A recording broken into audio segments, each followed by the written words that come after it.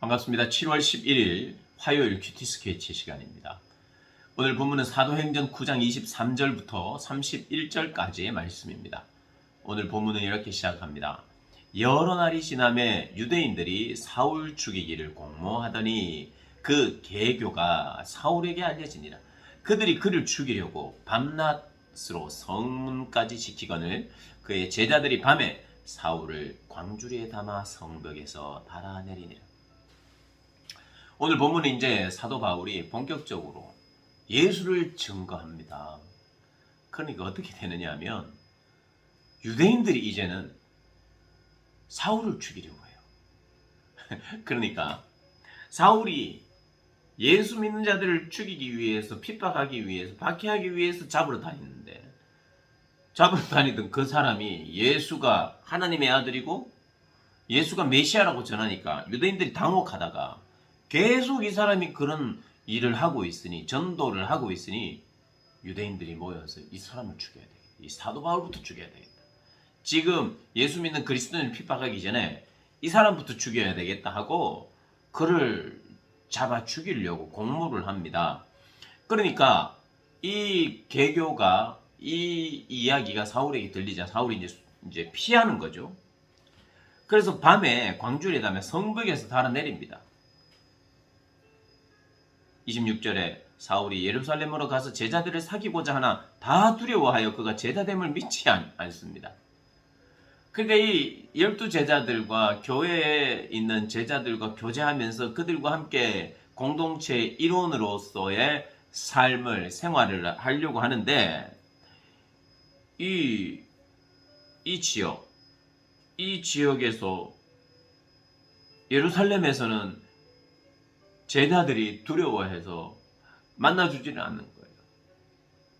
그러자 사도 바울에 대한 검증이 끝난 바나바가 바울을 데리고 갑니다.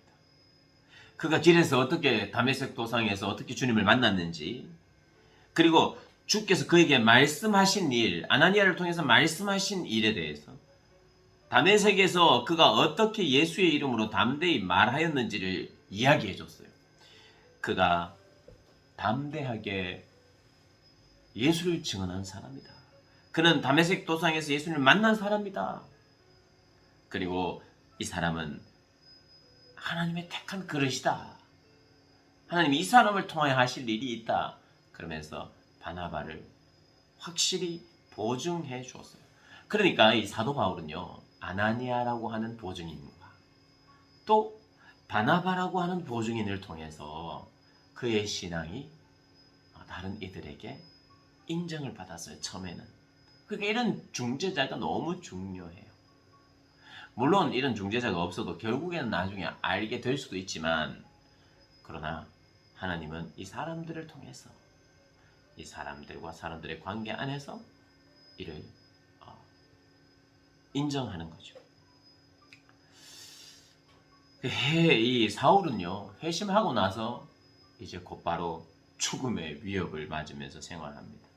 유대인들에게는 너무 큰 배신인 거죠. 이 유대인들을 대표해서 기독교인들을 지금 잡아와야 될 사람이 오히려 예수 믿으라고 전하니까 이거 너무 황당한 거죠. 그래서 빨리 죽여야 된다고 생각하고, 바울의 개종도 너무 충격적이었어요. 그러면서 이제 바울이 제자들과 함께 이제 지내게 되면서 공동체 안에 있으면서 예루살렘을 출입합니다. 그러면서 가만히 있지 않아요. 지금 아나니아가 안수하면서 어떻게 되면 눈도 보였지만 무엇이 충만해졌죠? 성령이 충만해졌어요. 여러분, 성령이 충만해졌다? 성령이 임했다? 그럼 복음을 전해요. 성령은 우리로 하여금 복음을 전하게 하십니다. 성령은 위로의 보혜사예요. 우리를 돕고 우리의 걱정과 근심을 기도로 아래주시고, 너무 좋은 분인데, 그러나 그분은 머물러 있지 않고요, 그분은 우리를 인도하여 우리로 하여금 예수로 충만하게 해서 예수를 전하게 해요. 그러니까 사도 바울이 가만히 있을 수 없어요. 그래서 또 29절에 주 예수의 이름으로 담대히 말하고 헬라파 유대인들과 함께 말하며 변론하니 그 사람들이 죽이려고 힘쓰거늘, 헬라파 유대인들에게 막 회당에 가서 또 예수를 전하는 거예요. 예수 믿어야 된다고, 회개해야 된다고. 그러니까 이 또 헬라파 유대인들이 또 싫어하는 거예요.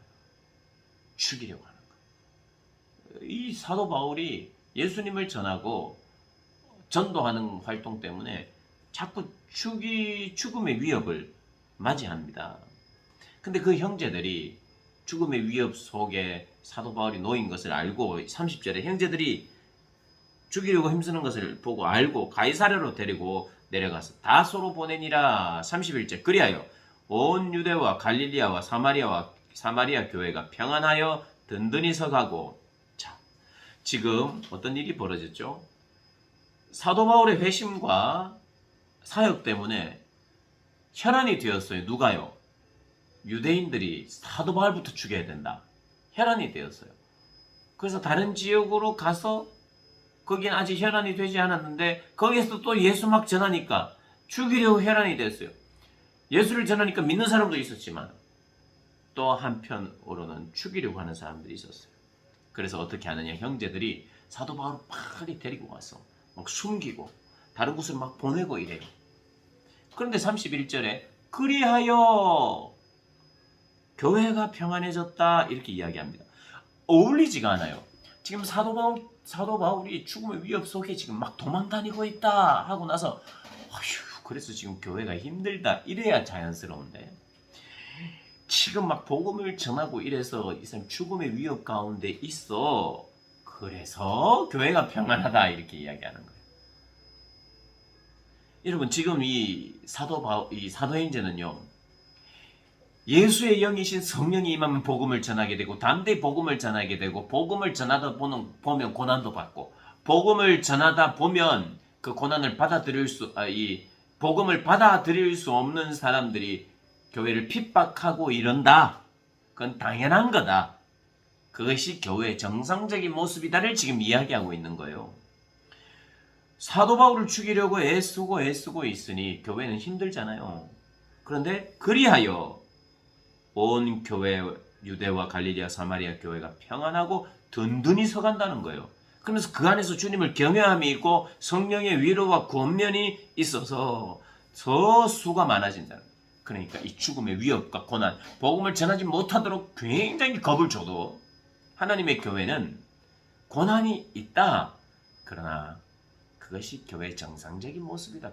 이상하게 생각하지 마라. 이상하게 생각하지 마라. 봐라. 그게 당연한 거니 주의 영이 임하면 복음을 전하고 복음을 받아들이지 못하는 자들은 예수를 죽였던 것처럼 너희를 죽이려고 할 것이다. 그렇기 때문에 오히려 교회는 평안하고 그렇기 때문에 오히려 더 든든히 서간다. 이렇게 이야기를 하는 거예요. 그리하여 교회가 평안해졌대요. 지금 예수의 이름으로 전하고 해서 죽이려고 유대인들이 힘썼는데 교회는 오히려 평안하고 든든해졌다. 사울의 회심 때문에 죽음의 위협이 있어도 교회는 성장하고 교회는 그 속에서도 평안을 누린다. 그래서 핍박받는 교회가 있다? 그것을 자연스럽게 봐야 됩니다. 그렇지, 교회는 예수 복음을 전할 때 얼마든지 핍박받을 수 있지. 교회의 일상, 교회의 주된 사역은 전도이고 그 전도하는 중에 핍박받는 것은 당연하고, 그러나 그렇다고 해서 교회가 든든히 서지 못하거나 교회가 평안하지 못하지 않다. 그렇다고 해서 교회가 평안을 잃지 않는다. 교회는 평안하고 그리고 든든히 서간다. 주님을 경외하는 자들이 더 많아지고 성령의 위로와 권면이 더 있게 된다. 교회는 그렇다. 오늘 본문의 이야기예요. 그래서 사랑하는 여러분, 교회에서 복음 전하다가 사람들이 막 핍박을 받는다. 이상하게 생각하면 안 돼요.